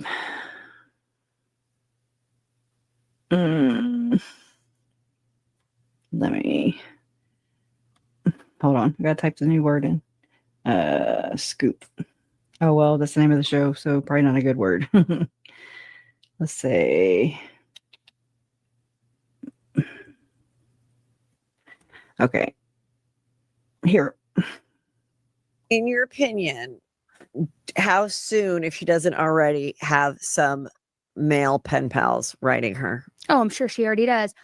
I have some juicy scoop for you, actually. Give it to me. So, a girl who used to work for me, okay, in the true crime circuit, who went to these trials, I found out that she has been messaging with Lori, putting money on her books, pretending to be a Mormon herself, that she's like relating to her on all sorts of. I sent her to the first Lori trial, and I never knew any of this, and I just found this out maybe 2 weeks ago. I was so sick to my stomach, like I couldn't sleep. I was like, because she started messaging her while she was covering the first trial. Okay, dude, this is fucked up. And everything that we have talked about that I just told you, we now know it's just true because I know it's true because I verified the source. And I have reason to trust the source, but also say, even if that was in question, which it's not, listen, it's not. But what Annie Elise is saying here, like, tracks 1,000%. So she just found this out. She's saying like 2 weeks ago, right? So that would be 2 weeks ago. Let's say April 24th is the day this published. So let's say go 2 weeks ago now to April 10th. So that was in the middle of the Delphi trial. That was right after the time that Lindsay decided that she was going to go to Ashley Banfield. And Lauren realized, oh shit, motherfucker, bitch ass, C-U-N-T. I've got to cover my ass because this person not being under my wing anymore, like I like them to be, all hungry and living in the basement and chained to a radiator without any windows. She's a possible loose cannon now. This is a liability. I need to get ahead of this. Just like what we've seen her do time and time again. And so she tells Annie Elise that Lindsay did all these terrible things. And oh, by the way, and she knew that it was going to really hit Annie Elise hard, that it was going to, have a certain feeling way for her. Because, as Annie Elise is saying, she sent her to the first Lori Vallow Daybell trial. And she was working for her at the time, but she didn't know any of this. I'm sorry, Lindsay, I don't know her. I don't know very much about her, okay? But what we do know is consistent with somebody who conducts themselves with integrity and professionalism. And not for a moment, especially now that I know this, do I believe that she was working for Annie Elise, a great gig for anyone trying to be a producer, especially in the true crime genre. Seriously, Annie Elise is huge. She's extremely successful. That is going to set you up for future career success, no doubt. Anybody would want that. Do I think that she, just because she was like, I'm all fucked up in the head, was sneaking around behind Annie Elise's back, contacting Lori Vallow Daybell and putting money on her books for the fuck's sake of it? No, I don't believe that. No, and you don't either. And so I don't know if it was like she was fangirling over her or became so fixated she didn't realize like this is real life. She's not a celebrity, because you know how people are like obsessed with Chris Watson stuff too. Right. So what you're having to do here, I forgot to even preface this. I'm sorry. I just assume that people just catch on, but it's a lot. It's so tangled, thanks to Lauren, in my opinion, that now we have to go through all this bullshit just to get to what she was actually trying to suppress when she created the whole facade of having a stalker. So if my theory is correct, which it really seems this way, and I will be more than willing, more than happy to correct myself if along the way I find out any different. I am not above, being accountable. Like I'm all about it. So the whole thing is, if it's not Lindsay that was, she technically was writing the letters, but because her boss at the time, if you think about that, Lauren and this other chick, Sarah, they're Mormon. Okay. So there was no research going on. You know what I'm saying? There's no research. Lindsay, there's a lot of names and they all start with L. It doesn't help. So Lindsay, who's not Mormon, was maybe put up by her boss, Lauren, Hidden True Crime, to be the person that pins the letters and sends the letters, the face. She's the front of the operation, if you know what I'm saying. But Lauren was behind it.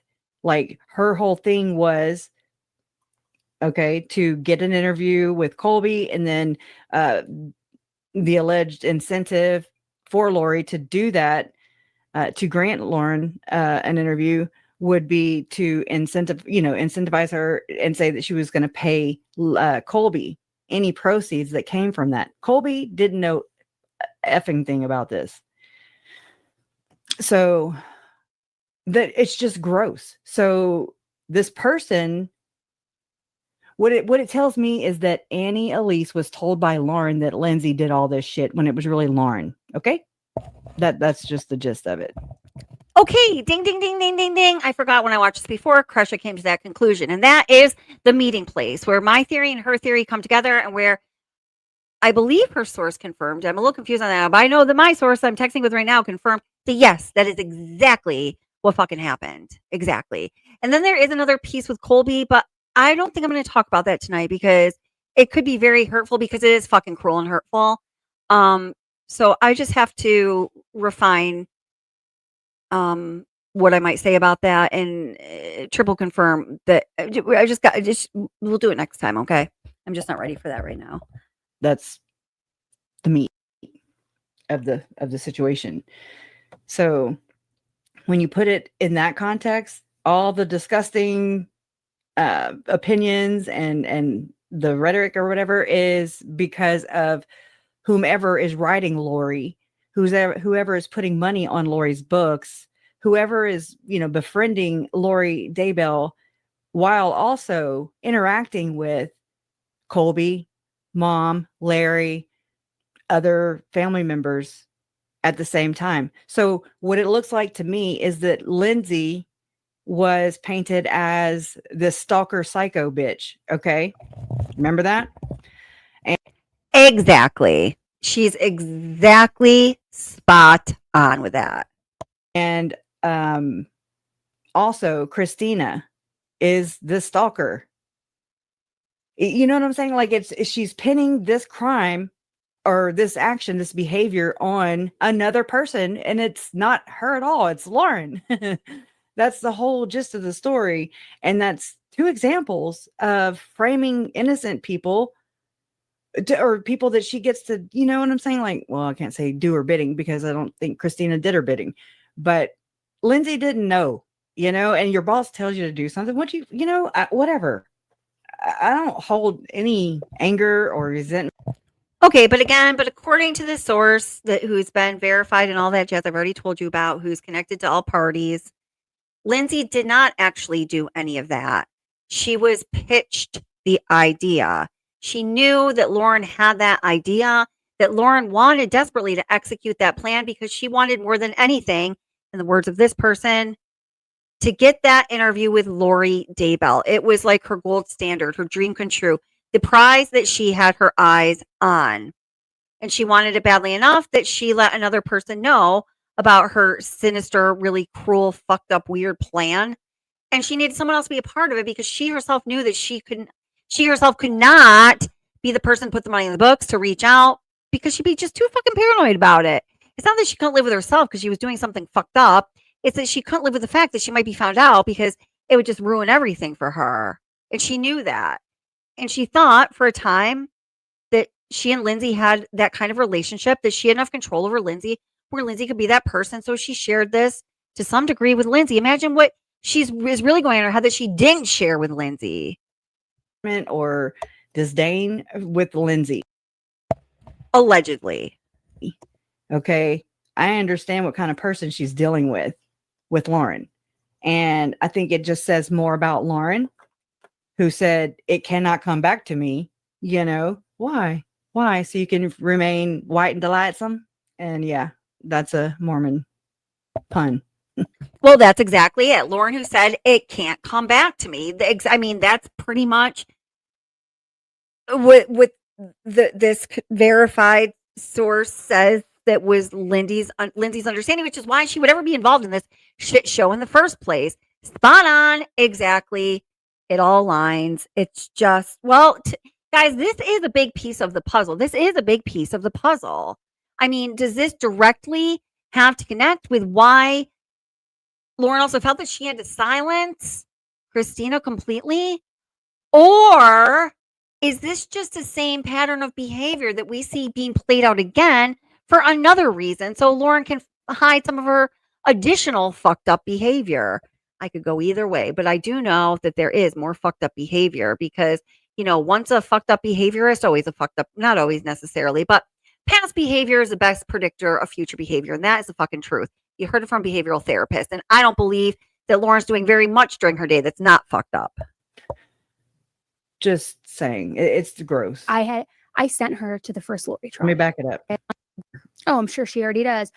I have some juicy scoop for you, actually. Give it to me. So a girl who used to work for me, okay, in the true crime circuit, who went to these trials, I found out that she has been messaging with Lori, putting money on her books, pretending to be a Mormon herself, that she's like relating to her on all sorts of. I sent her to the first Lori trial, and I never knew any of this, and I just found this out maybe 2 weeks ago.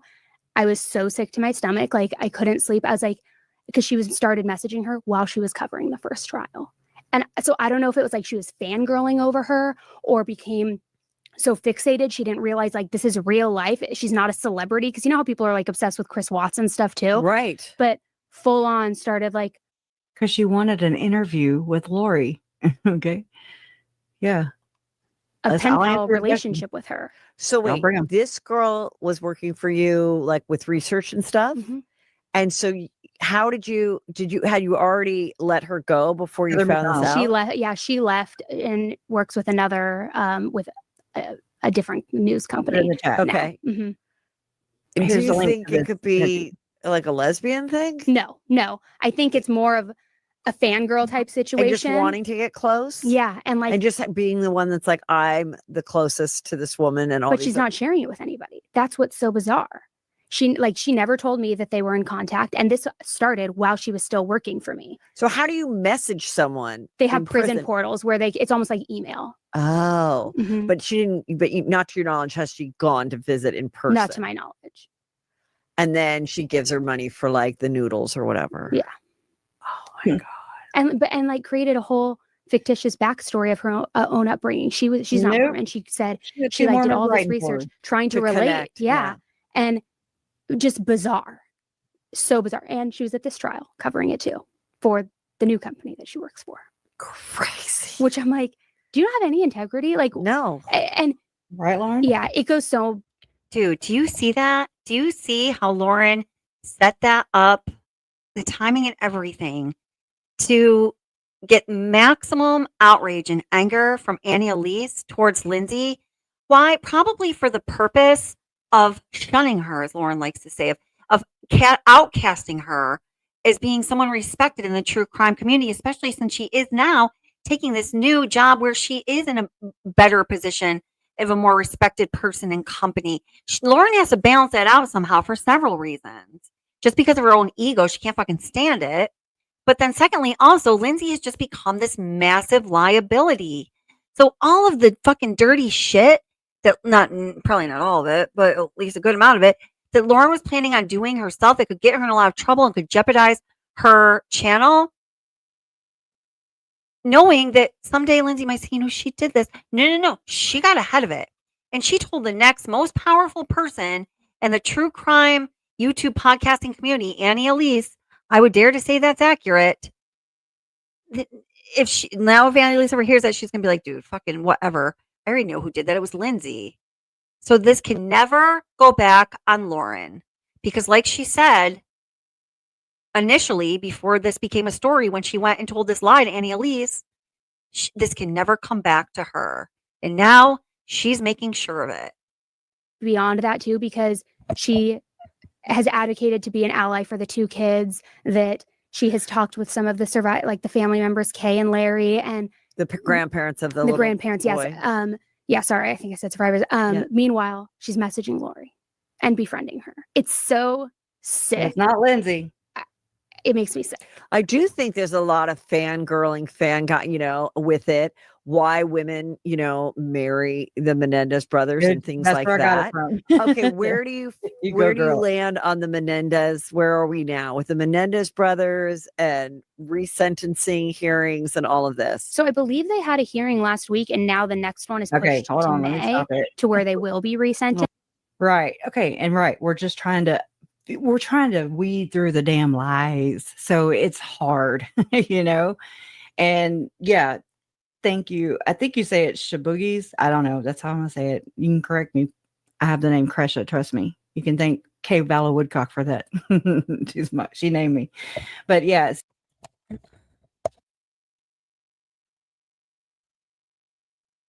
All right, guys, listen, I've got to wrap up the fun because tomorrow is Thanksgiving and we have to leave early. My stepsister's actually staying here too, to go to my mom's and all that good stuff.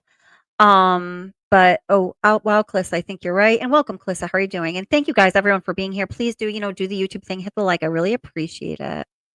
Hey, McJ again. Oh my God, again. Oh my God, for McJ. Calissa says, Grayson replaced Lindsay on purpose. She was behind getting her out because she wanted Lindsay's job as Lauren's assistant. Yeah, it seems like that's kind of true, right? Ruth Ann asked if Annie knows the truth, and this person says, as far as she knows, no, not yet. But maybe she will now, maybe she won't. I don't know. Right, Energy Biz? Yeah, I'm glad you picked up on that too. Bizarre, over the top employment termination letter. I know. Right? Jesus God. Ah. Then Lauren wonders why no one wanted to talk to her in Arizona. I noticed the other day that what's the channel? I'm sorry, I can't remember, guys. Something in Arizona. One of the broadcasters did an amazing documentary on Jodi Arias. Amazing. It's so great. If you haven't watched it yet, do watch it if you're interested in that topic. She did a really, really great job. Great deep dive.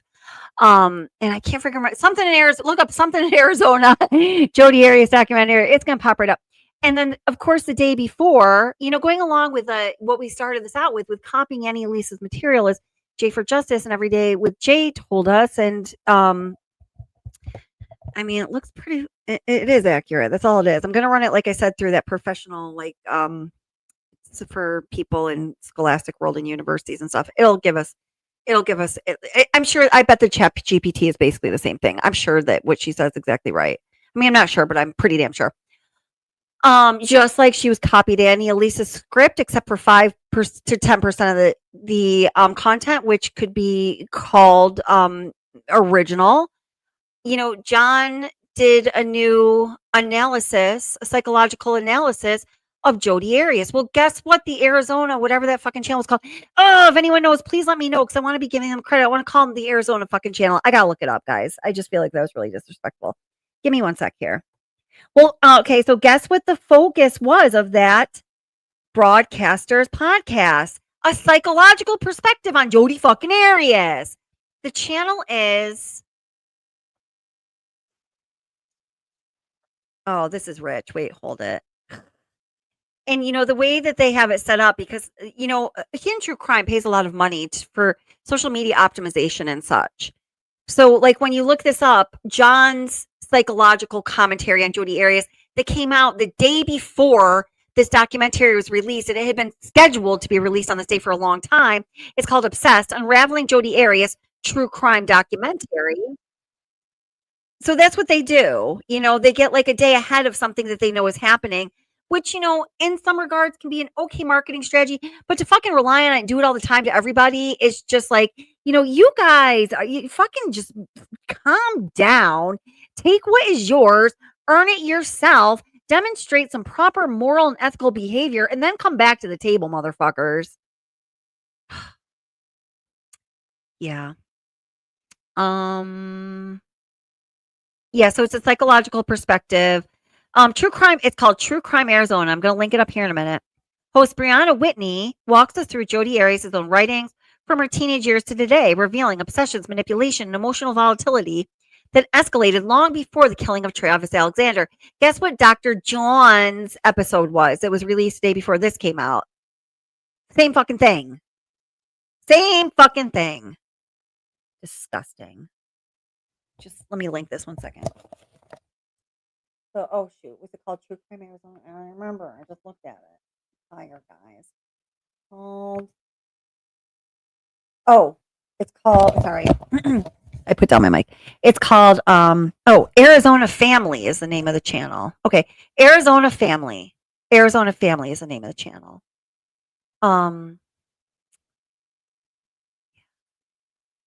Okay.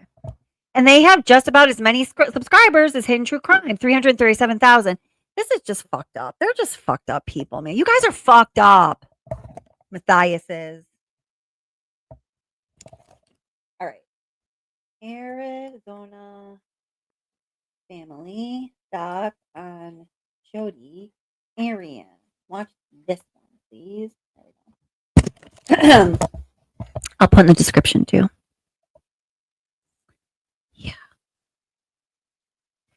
Carolina says, not after all this. In my opinion, Lauren Mathias uses people like scapegoats. She did the exact same thing to Owen Reese. She did. Everything, that's a good point. Everything Lauren was and is doing, she blames it on innocent people.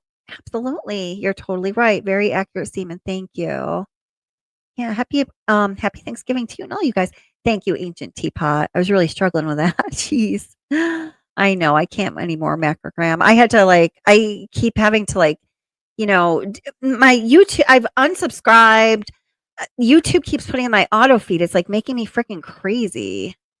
I don't want to block them because if I have to check something, I need to check something. You know what I'm saying? Yeah, we started with that. Actually, you know what? Let's close with that too. So again, I give credit to Jay for Justices Every Day with Jay with what you are about to watch. She did a great job checking this out. Her little, copyright radar ears went off, and this is what we get. Oops. 11:30. It's not it's late enough. It feels so much later. I'm tired. All right, here we go. You've probably heard this. Maybe you haven't. If you haven't, put on your seatbelt. It's accurate too. What you're going to hear in the beginning is how it ends up.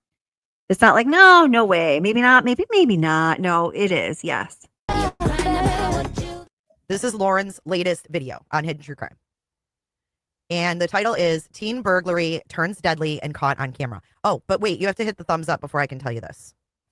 So we have this one, Teen Burglary Turns Deadly and Caught on Camera, Self-Defense or Ambush, the Elm Street Murders. Okay. Now, if you go back 2 years on Annie Elise, we have Unhinged, Secret Recordings, Taunting, and Murder, What Really Happened at the House Next Door. Now, you may on first glance say, what do these two videos have in common? Well, Jay put both transcripts into Chat GPT because they seem very, very similar when you listen. So what I'm going to do is I'm going to play a few minutes of Lauren, then I'm going to play a few minutes of Annie, and then we're going to look at what Chat GPT told me about these two transcripts. And it's important to note that Grayson actually worked for Annie Elise. So she has her work, if you will. Who did it better? The plot definitely thickens. Okay, so let's listen to a couple of lines from Lauren. Here we go. Some cases make us take a hard look at what people do when they're scared or angry and push us to question just how far someone should be able to go when they say they're defending their home. And few cases bring that debate into sharper focus than what happened in Little Falls, Minnesota on Thanksgiving Day in 2012. It began the way many rural crime stories do. A homeowner on edge after a series of break-ins and two teenagers who made a dangerous, life-altering choice. Haley Kiefer and her cousin Nicholas Brady broke into the home of 64-year-old Byron David Smith, likely expecting to grab what they could and get out. But let's scoot over to Annie. This is 2 years ago. This is Annie Elise now. Listen. Today's case may be a bit of a controversial one, and I'm going to be honest with you, it's a long one, so get ready. We can all agree that a person's home should be the place where they feel the most safe and the most secure. The right to bear arms is a very sensitive topic. This is regular but most speed. people would agree that everyone has the basic right to protect their home. On Elm Street, in the city of Little Falls, Minnesota, after a retired man had been burglarized nearly a dozen times, he started to feel more and more violated and afraid in his own home. So with little help from law enforcement and at his wit's end, he decided to take matters into his own hands by securing his home the best that he could. He armed himself in his home and waited for the next inevitable break-in. But this time, he would be ready. In this story, we will discuss this truly tragic and personally, I think, avoidable situation and how two teens' bad choices resulted in a real-life nightmare on Elm Street. So I took the two transcripts, all entire transcripts, and put them into ChatGPT. Have you had? And ChatGPT found the exact matches. Just help a brother out here. Okay. So we have exact match is going to be the yellow heart. Paraphrase or minor changes are the green heart. Unique, only one version, is the blue heart. So we're going to start and we're going to just, kind of go through this. This one is the intro of the case context. In the original, some cases make us take a hard look, ... Lauren's is going to be B, suspected copy. Some cases make us take a hard look, ... Exact match. Right here in the Littlefields background. Here's the original. Quote, "It began the way many rural crime stories do." In Lauren's, same phrasing. Another exact match. Description of teens. Hailey Kyer and her cousin Nicholas Brady, ... Same, exact match. Bryson's reaction and fear. Quote, "A man who would later say he genuinely believed he had reached his breaking point, ... Slightly reworded, same meaning. Paraphrased. Audio recordings and evidence. Prosecutors argued that this wasn't a split-second act. Same concept, wording slightly different. Paraphrased. The debate on self-defense. Quote, "Many people see it differently. Lauren's, essentially the same." Brian's history and military. Full biography of Brian, awards career. Almost identical phrasing. Exact match.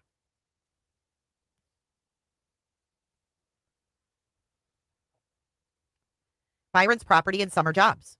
In 2011, Byron noticed a group of local boys, ... Mostly identical, minor differences. Teens' substance use and petty crime.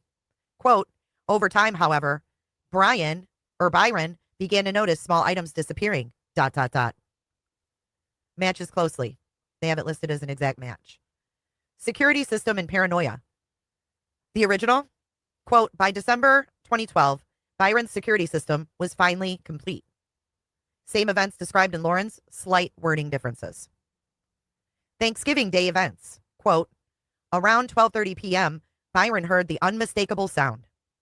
Very close, minor rewording. Paraphrased. Aftermath and legal. Quote, in the original, "After the discovery of the bodies in Byron Smith's basement, ... Mostly identical, exact match." The lawsuit and defamation portion. Quote, in the original, "Byron Smith, now 77, has filed a civil defamation lawsuit." Same structure, small word changes. Paraphrase.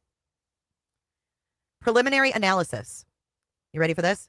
Roughly 50 to 60% of B is copied word for word from A.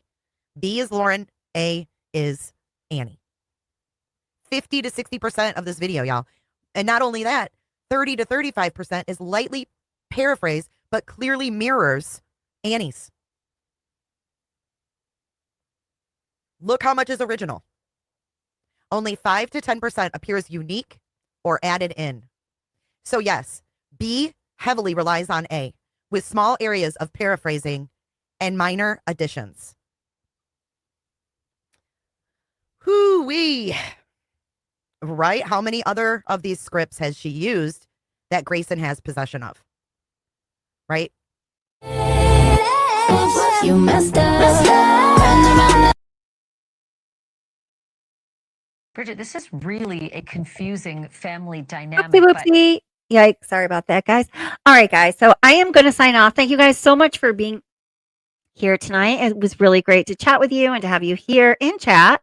If you're in the States, I hope you have a wonderful Thanksgiving tomorrow. I'm super grateful for all of you. And my next live stream is going to be Friday night. It's not going to be on the Lauren Mathias Stalker Scandal Shit Show. I need a break from it.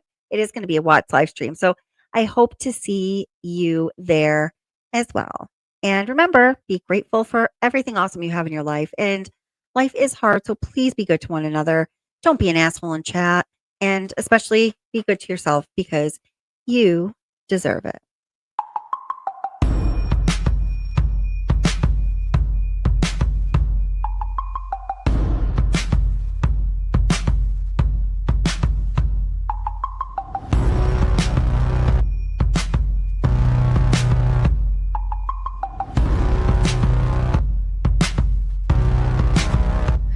Here we go once again for a marriage, lightning man. Don't you worry, it's gonna be alright. 'Cause I'm the judge and jury, and we'll be up all night. You better check for pose. You better check for pose. You better check for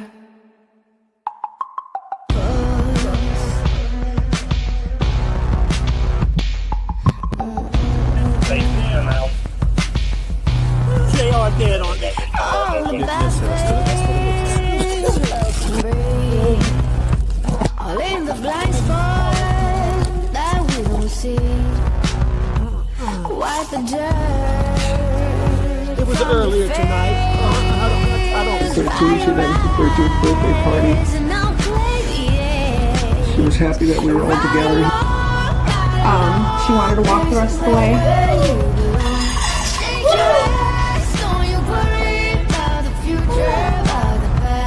You will hurt the ones that love you, and they will hurt you right back.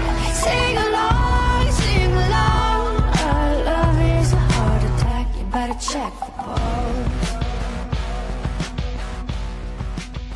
You better check for pulse.